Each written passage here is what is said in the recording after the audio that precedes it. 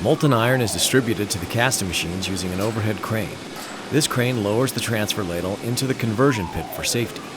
The conversion pit is covered with a hood that vacuums away gases created in the process and shields nearby employees. Magnesium is placed into the ladle and ignites when it comes into contact with the molten iron. This chemical reaction changes the iron's graphite content, and the molten metal now contains nodular graphite in its structure. The overhead crane then moves to distribute the iron to the casting machines. The iron has been slowly cooling since leaving the cupola, and when it's poured into the machine, the temperature is now around 2,600 degrees.